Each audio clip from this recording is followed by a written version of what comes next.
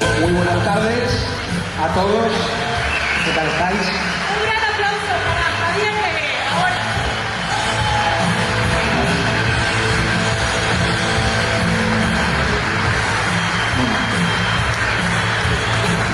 En primer lugar, os quería dar las gracias por estar aquí. Me ha tocado abrir, ¿no?, por circunstancias, de un uruguayo que es un crack, Esteban Queimada, que lo conocí hace muy poquito tiempo y es uno de los que dan la batalla cultural aquí en Uruguay.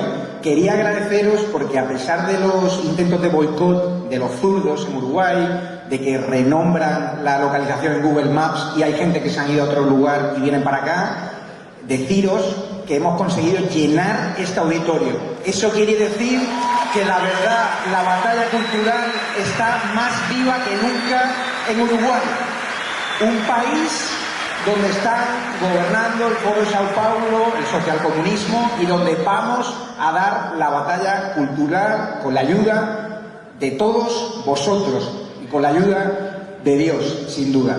Voy a pasaros unas imágenes que me gustaría que pudiesen poner en pantalla para contaros la historia de mi vida en estos últimos años. Habéis visto la presentación de mis dos medios, de los que soy propietario, EDA TV y La Derecha Diario. Son los dos medios más virales de Hispanoamérica en el ámbito político, los dos medios referencia a la batalla cultural, y cualquiera que vea las imágenes dirá: detrás de Javier Negre seguro que hubo fondos de inversión, grandes empresarios, habrá de todo, ¿no? La verdad es que hace 5 años me mataron civilmente. Ahora doy empleo a más de 70 personas, estamos en 7 países, pero cuando recuerdo mi vida estos 5 años atrás, cuando comenzaba la pandemia, el coronavirus, esa pandemia que utilizaron de excusa también para meternos el miedo, para censurarnos en redes sociales, para cercenarnos muchos derechos, pues yo, días antes, era un periodista prestigioso para el establishment. Aquí me podéis ver en el diario El Mundo. Era jefe de estrategia audiovisual del principal periódico de España. Iba a las televisiones, me invitaban a los eventos con actrices, con estrellas famosas.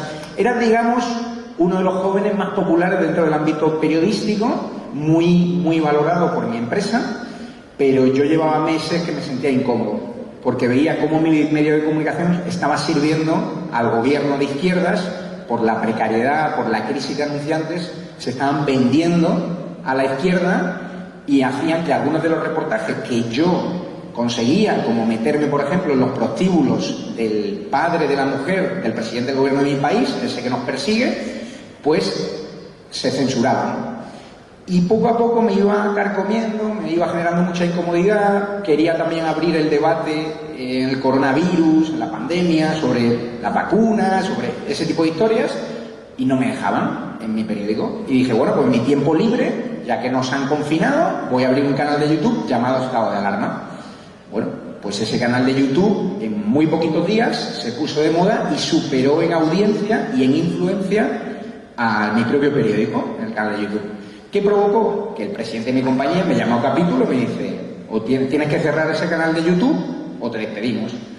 Y yo, como quería ser libre, como quería ser fiel a mis ideas, también estaba incómodo porque surgió un partido en España llamado Vox, muy similar a Javier Milei en Argentina, donde me encontraba que mi propio periódico, a pesar de tener lectores de derechas a los que le gustaba Vox, se estaba continuamente arremetiendo contra Vox, que sea una formación de extrema derecha, que si son nazis, y en cambio a la formación comunista Podemos se le blanqueaba.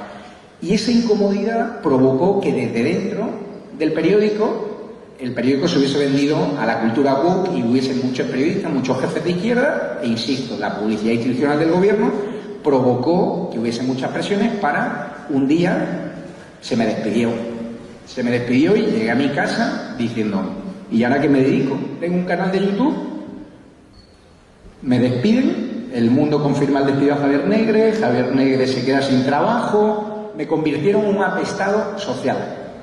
Llegué a mi casa, no me podía creer que yo, que me había dejado la piel, había ido al País Vasco, había informado a pesar de amenazas del terrorismo, había estado en Cataluña, había sufrido agresiones, me había criado profesionalmente en esa casa, me pegaban una patada. Y ahí me di cuenta, tengo un canal de YouTube con cientos de miles de seguidores. No sé si me lo monetizarán o no, pero yo quiero probar. Pero antes, quien me dio la ayuda, la inspiración, fue Dios. Cuando llegué a mi casa devastado tras el despido, esa misma tarde me fui a una iglesia muy cercana, le pedí ayuda a Dios, me metí en cama y al día siguiente me levanté con una fuerza que si yo ahora tuviese que volver a hacer todo lo que hice, no os podría explicaros. Y si yo pude, vosotros también. ¿Y qué es lo que hice?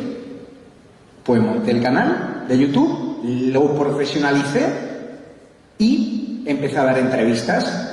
Claro, los medios de comunicación decían, este es un paria social, Javier Negre está acabado, me echaron de todas las televisiones, y yo di una entrevista a un medio llamado Voz Populi, que es muy conocido en España, donde sin querer compararme a él, pero yo leo muchas historias de biógrafos, de grandes genios, y dije, bueno, si a Steve Jobs también le echaron de su primera empresa, luego montó otra más grande.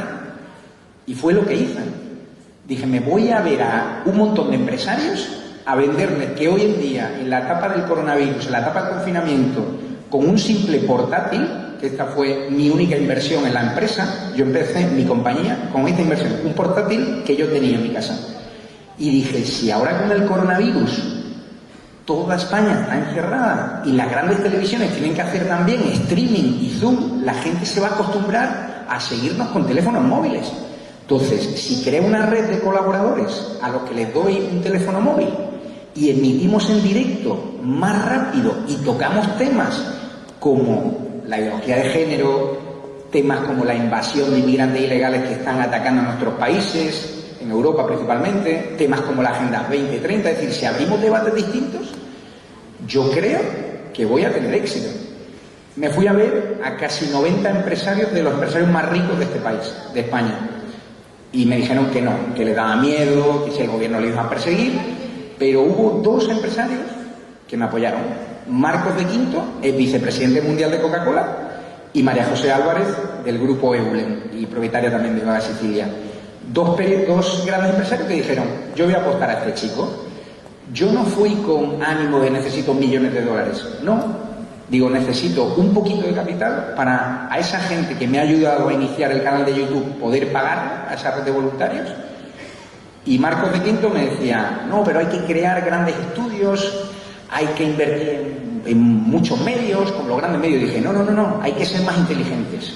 En esta nueva era de la comunicación, menos es más. Hay que invertir en tecnología, hay que fichar a más ingenieros que a periodistas zurdos que vienen criados de las universidades, ingenieros que entiendan los algoritmos de YouTube, Instagram, Twitter y que permitan sortear la censura, que nuestro canal de YouTube fue cerrado en poquitos meses 25 veces. Y fue lo que hice.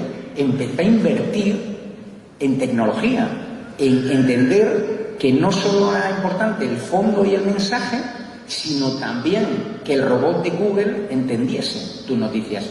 Y Marcos de Quinto me dijo, mira, aparte de ayudarte a ti te voy a dar un pequeño capital porque no me estás pidiendo más, pero voy a invertir varios millones de euros en una televisión tradicional de derechas. Su televisión tradicional de derechas quebró porque los grandes anunciantes no querían invertir ahí y nuestro medio low cost sobrevivió porque no necesitaban mucho para existir. Muchos de vosotros tendréis canales de YouTube, cuentas de Twitter y os costará crecer al principio. Pero yo estaba así cuando estaba en el salón de mi casa e inicié estado de alarma, no tenía seguidores en ese canal, no tenía likes.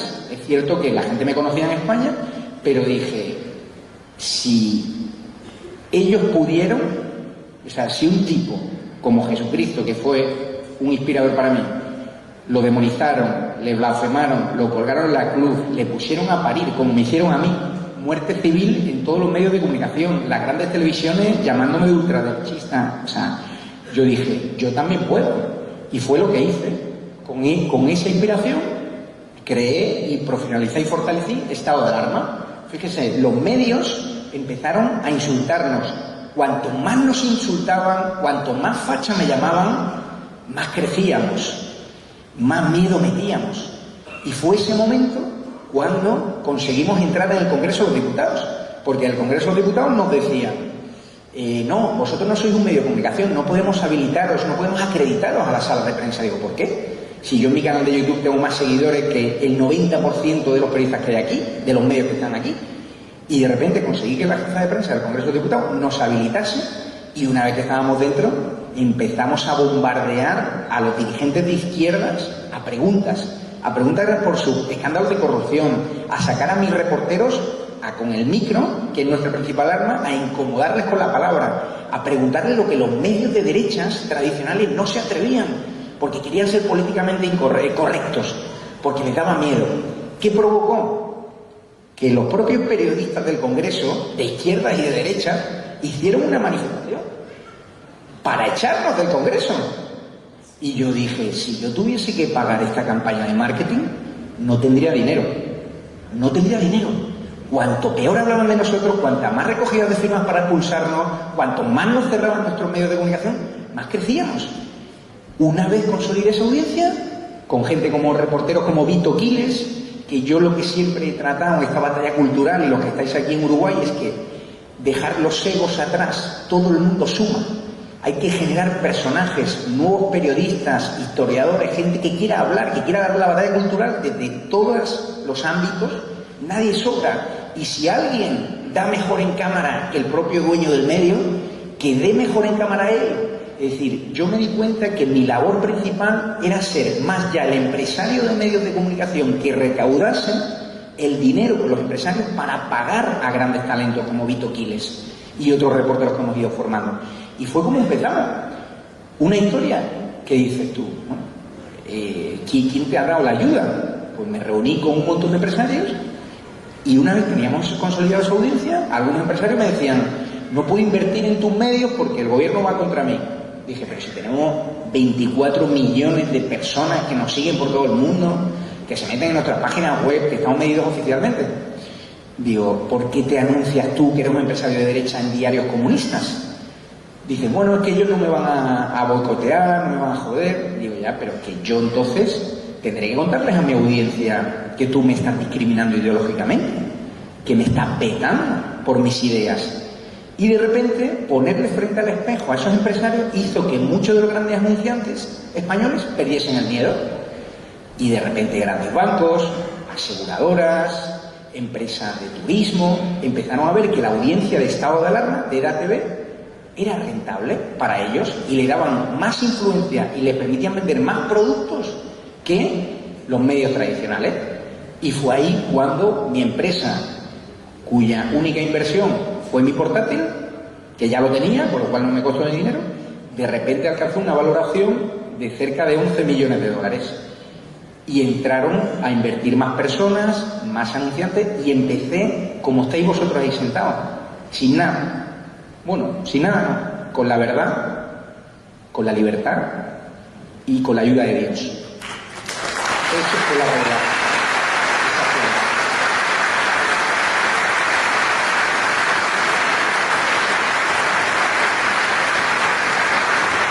A mí me encantan los datos, me encanta estudiar a mi audiencia, y de repente en Argentina veía que un loco, como le llamaban al que llamaban Milei, no paraba de crecer a pesar de tener a todos los medios en contra, porque había medios del PRO y había medios del kirchnerismo.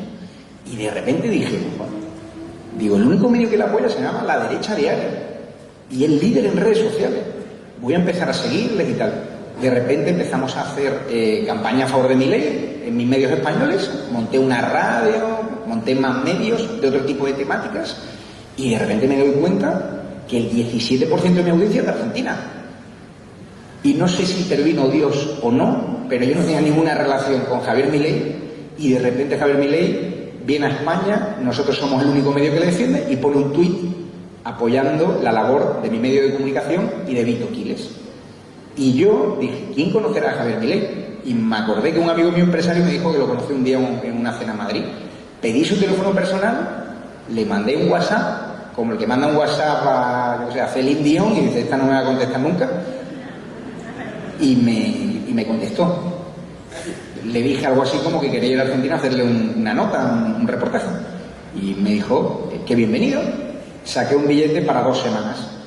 Lo elegí, curiosamente, el día de mi cumpleaños, llegué a Argentina y siempre digo que el mejor regalo de mi vida fue Argentina. Porque de repente pisé en un entorno de batalla cultural donde una persona sin ningún tipo de apoyo, con el único apoyo de su mensaje, de su aura de rockstar, de sus redes sociales y de la derecha diario, consiguió ganar. Y de repente dije, voy a acreditarme en Casa Rosada, voy a ir a la rueda de prensa y entiendo que me encontraré periodistas a favor de mi ley una vez que está en el gobierno. Pues no, entro en la sala de prensa y de repente un montón de gente mirándome mal y digo, ¿esto qué le pasa? Bueno, digo, cuando pregunte ya se van a cagar. Y le pregunto al vocero Manuel Adorni por qué los medios silenciaban escándalos de corrupción y escándalos de abusos sexuales que salpicaban a dirigentes del kirchnerismo. Y señalé a esos periodistas que estaban en las ruedas de prensa de la Casa Rosada. Bueno, aquello provocó la de Dios, porque yo lo que hago, como hace mi ley, es atacar directamente a la clase periodística que prácticamente está corrompida, es corrupta y como un sobre, un periodista te cambia de ideología o defiende a quien quieres. La generalidad, luego hay excepciones. Bueno, se montó la de Dios con mi pregunta y los grandes medios de Argentina empezaron a calumniarme. Y tenéis aquí titulares como espías, Milei y periodismo, encuentro con agente amateur, escándalo en Casa Rosada, periodista argentino contra el español negre, Adorni y Cerimedo pusieron un infiltrado de Vox para citar la sala de periodistas de la Rosada. Es decir, la única explicación que encontraron los periodistas zurdos de Casa Rosada es que yo era un agente de inteligencia de la CIDE. Digo, pero estos tíos, ¿qué hago? ¿Llamo a estos periódicos y lo niego? ¿O me hago el loco y que me hagan la mejor campaña de marketing de la historia? ¿Qué creéis que hice? Me hice el loco. ¿De verdad?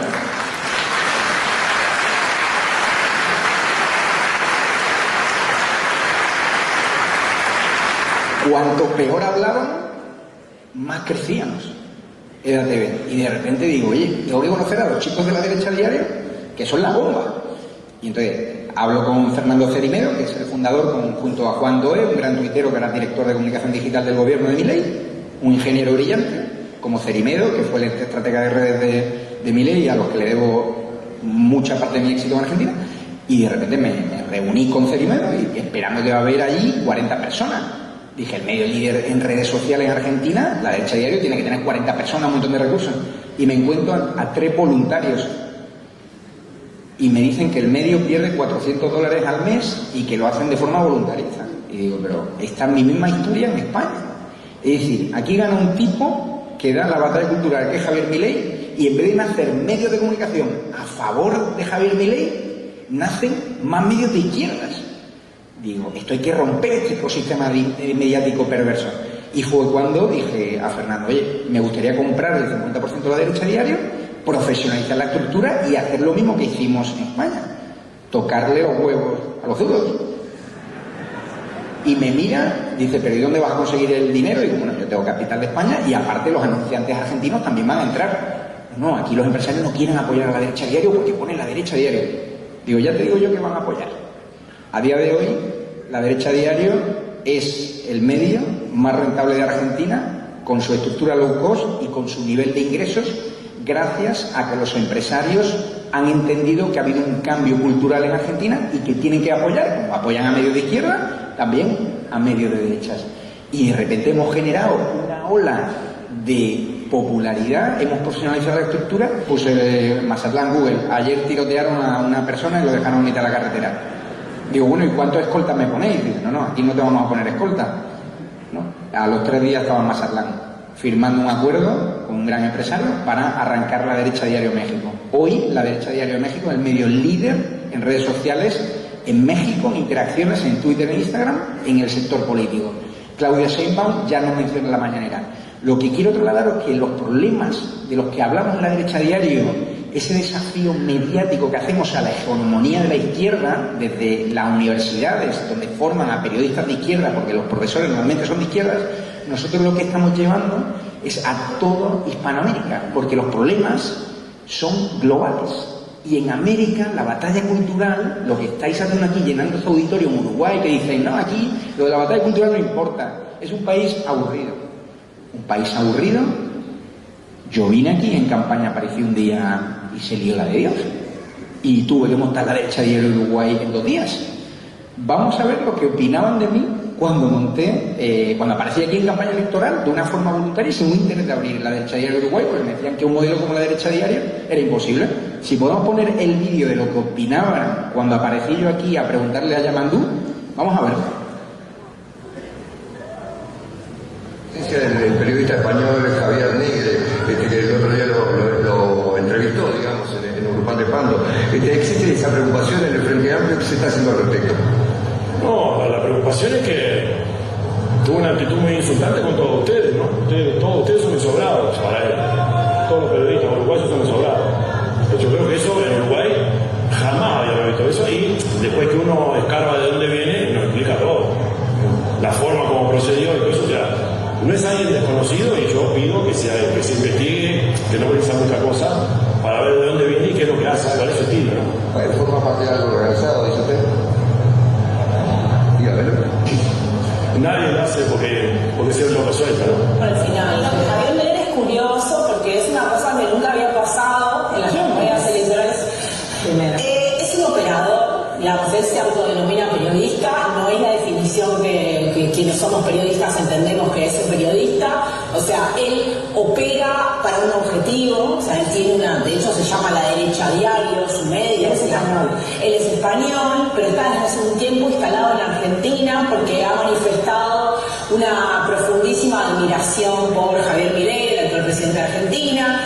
Hay investigaciones que señalan que el gobierno de Milei o el comando o gente cercana a Milei financia La Derecha Diario, que es un proyecto que él instaló en Argentina. Entonces me parece importante señalar como todo ese proceso que ha venido haciendo, pero tiene un discurso muy en esa línea, y en estos últimos tiempos se ha como instalado en la agenda uruguaya, vino de forma presencial. ¿Qué fue lo que pasó? Y bueno, nadie sabe de dónde salió, pero apareció en un acto de Yamandú Orsi en Pando y le hizo una supuesta entrevista donde le preguntaba por qué venía a traer el kirchnerismo a Uruguay. También Bueno, nadie sabe de dónde apareció. No sé. Digo, seguro que me están consultando a Mulder y Scully, a los expedientes X, a ver dónde aparecí, y todos me imaginéis, este tío apareció armado a la entrevista con 3 escoltas, se lió ahí la de Dios, y fíjense lo que hice, lo que deben hacer todos los periodistas que no sean corruptos, como la mayoría son, de ir a preguntar con un arma tan peligrosa como eso, un móvil y un micrófono, porque hoy en día con un móvil y un micrófono podéis tener más influencia que el periodista más prestigioso de la nación, del Clarín o de lo que sea. Yo me fui de vacaciones a Punta del Este, llovió y dije, hay un mitin del Yamandú Orsi y parece que va a ganar. Pues me esperaba un tío con tablas, un respetuoso con la libertad de expresión, ya lo es. Y lo curioso aquí, para los que soy uruguayos, yo de repente, al día siguiente, señalaron el domicilio donde me quedaba a vivir aquí en Punta del Este de vacaciones. El coche, la matrícula, los empresarios que nos quedaban. Es decir, empezaron a hacer un señalamiento nazi, comunista, como hacen los comunistas, porque eso es lo que tratan de hacer, meter el miedo a la gente, a los jóvenes periodistas, para que no hagan lo que hago yo. Dice, ¿qué provocan? El efecto contrario, que empecé a recibir un montón de mails de apoyo en redes sociales y en la web y en internet, en mi dirección, y tuve que abrir La Derecha Diario en 2 días. Ahora La Derecha Diario Uruguay en política somos líderes, os animo a que nos sigáis en las redes sociales con gente prácticamente voluntaria y algún empresario que nos ayuda. Si cualquier persona que nos quiera ayudar tiene las fórmulas de hacerlo, luego pondremos un QR en pantalla, y también mi correo electrónico javiernegre@edatv.com. Cualquiera que se quiera enrolar, tanto aquí como en cualquier país hispanoamericano, lo podréis hacer. Y lo curioso es que el Partido Nacional no se solidarizó conmigo, porque decíamos que éramos demasiado radicales para Uruguay, que aquí la gente no era así y que no había que incomodar a la izquierda. ¿Qué pasó con el señor Delgado? Que perdió las elecciones. Perdió las elecciones. ¿Qué demuestra? Que hace falta en Uruguay un partido que dé la batalla cultural. Y hace falta. y que apoye a los medios de comunicación libres y que dan la batalla cultural, y que a mí cuanto más me golpea la izquierda, cuanto peor habla de mí, cuanto atacan a mi familia, han dicho que mi padre es narcotraficante, que yo soy narco, que yo me voy a locales de arcoíris a gastarme dinero, todo fake news, se inventan de todo, me matan civilmente en Google. ¿Y qué provocan? La Derecha Diario, medio número 1 en redes. Mirar el resto, ¿dónde están? Los medios tradicionales, los medios pautados, los medios que están al servicio del poder, que venden su línea editorial. Y Javier Negre en Argentina, por ejemplo, número 1 en Twitter. ¿Por qué? Porque soy fiel a mis ideas, porque a mí nadie me compra por un sobre, como está pasando en todo el mundo hispanoamericano, el Foro Sao Paulo, en los fondos USAID en Estados Unidos y aquí en Uruguay, a esos empresarios que financian a medios comunistas, a medios de izquierda, también hay que señalarlos. Y a esos empresarios también tienen que ayudar a medios que dan la batalla cultural, como es La Derecha Diario, como es EDATV, y donde anuncio que próximamente llegaremos a Estados Unidos, también a Europa Oriental, porque lo que está pasando en Europa es terrible. Y yo, para despedir, lo único que os traslado es, si yo pude, con la ayuda de Dios, con la ayuda de mi familia, que esto ha sido una travesía por el desierto donde ha habido mucho sacrificio, mucho sufrimiento, que sin la ayuda de Dios yo me habría quitado de en medio, porque hay días que te levantas tiritando de las barbaridades que dicen de ti en la televisión y te llama tu abuela preocupada y he pedido a la Virgen, me he ido a Lourdes a pedir por ti. Solo digo que cuanto peor hablen de vosotros por defender la libertad, por dar la batalla cultural a la izquierda, mejor os irá. Hacer siempre lo contrario a lo que digan los medios tradicionales. Nosotros hemos venido para quedarnos. Cualquiera que quiera unirse a la batalla, aquí tiene un QR en la siguiente página donde podéis consultar nuestras redes sociales, nuestros medios de comunicación, y también podemos pasar a la siguiente página. Lo tengo yo, perdón. Me he olvidado que tengo un mando. Aquí tenéis, a través del QR, llegáis a todos nuestros productos, todas las webs, y lo único que os pedimos, quien se quiera enrolar a esta batalla cultural desde los medios de comunicación y decirle a la izquierda mediática que ya está bien, que somos más y mejores, que se una aquí, que me escriba un mail a javiernegre@edatv.com, porque en Uruguay, después del encuentro con Yamandu Orsi, recibí en Uruguay, un país mucho más pequeño que Argentina, más de 300 mails.